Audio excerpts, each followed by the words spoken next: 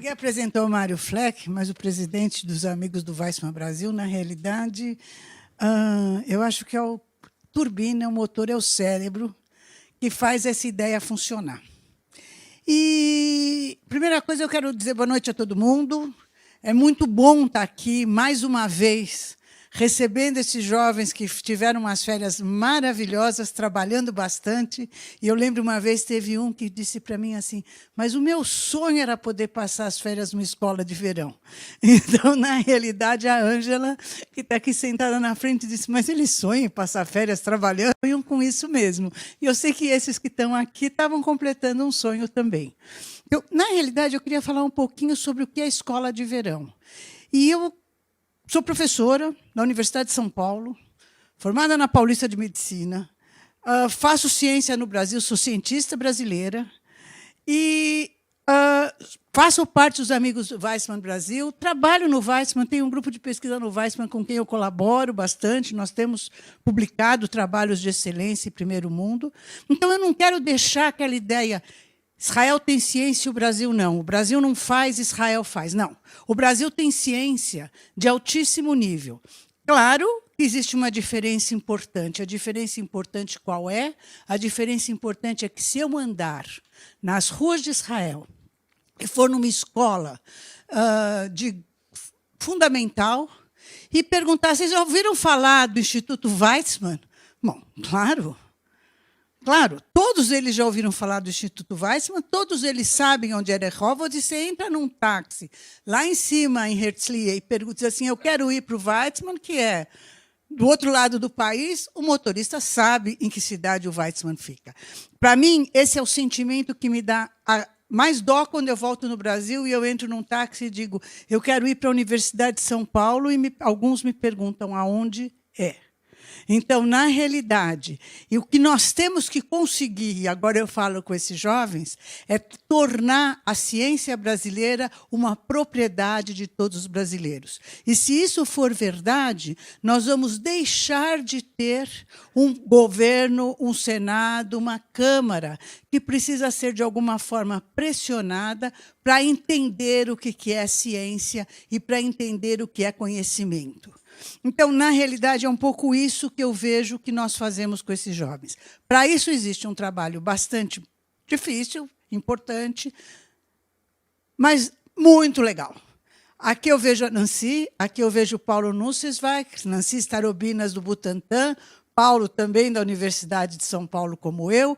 Tem vários que não puderam estar, então, Irene, da Politécnica, tem várias pessoas que se envolvem ao longo de todos esses anos. A Alicia Kowaltowski, que foi uma bolsista do Weissman da primeira turma e que hoje é uma participante muito ativa entre os examinadores. Eu poderia ficar aqui citando nomes, eu não vou. Não vou não porque eu não quero homenagear a essas pessoas, eu quero homenagear a eles como um todo, a todos esses cientistas que, além de trabalhar nos seus laboratórios, etc., abraçam esse tipo de problema que é, opa, vamos ver se a gente pode pôr mais jovens no processo.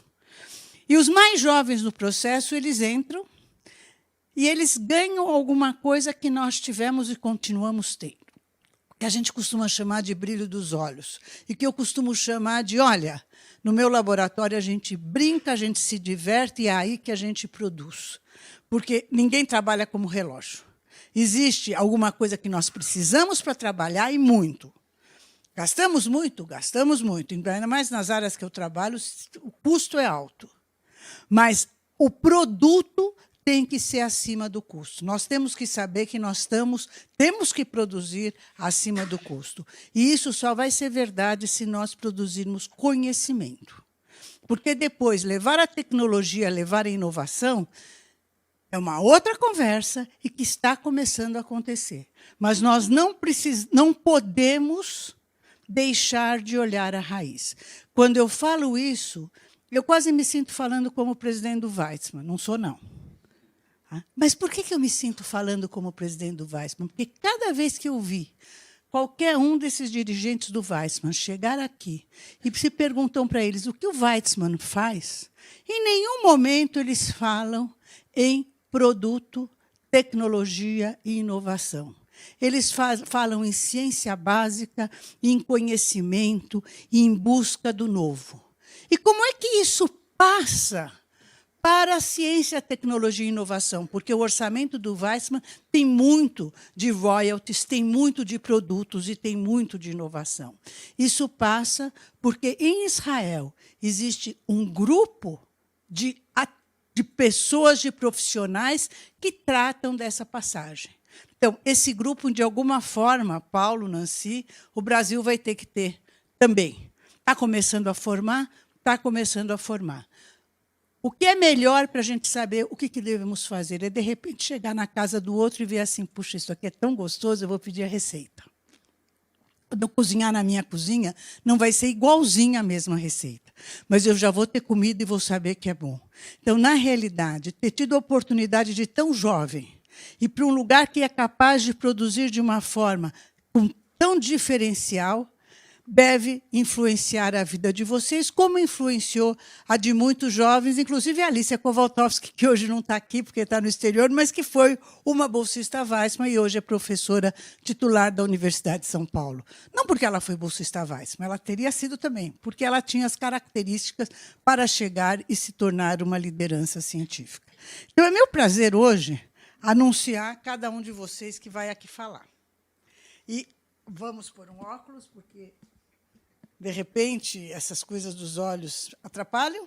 Então, nós temos hoje 4 bolsistas que foram a Israel esse ano. Confere? Sim. E nós temos um 5º, que foi já faz alguns anos, certo? Que foi em 2016. E que, na realidade, está em São Paulo hoje, porque está em São Paulo, e vai nos dar o prazer também de um depoimento, depois de 3 anos de ter ido ao Weizmann, e eu nem vou contar onde o Rafael Carlos está hoje, eu vou deixar que ele nos conte as peripécias que ele fez pelo mundo. Então, hoje nós vamos ter o prazer de ouvir o Leonardo Aze Martins, que é de Porto Alegre. O Leonardo tem... preciso contar a idade, Leonardo, 19 anos já é muito, né? Se formou no Instituto Federal de Educação, Ciências e Tecnologias, que são os institutos federais de ensino médio do Brasil. A Constança Mariano, do Rio de Janeiro, que, quando fez o exame, foi uma graça, deixou todo mundo encantado. A Constança tem 19 anos. Quando ela fez o exame, ela estava no Rio ainda, né? E hoje ela estuda mecatrônica na Escola Politécnica da USP. Para quem não sabe, é um dos cursos mais difíceis de entrar na Universidade de São Paulo, na Politécnica da Universidade de São Paulo. A Natália von Stamansur, que tem 18 anos. A Natália, eu vou ter o prazer de dar aula para ela. Ela estuda na Universidade de São Paulo também, no Instituto de Ciências, do Instituto de Biociências, ok, da USP. E a Patrícia Moreira, de Goiânia, que tem 19 anos e que fez estudo fundamental em escola pública, depois ganhou bolsa, fez várias feiras de ciência e ganhou a ida ao Weizmann através da FEBRACE.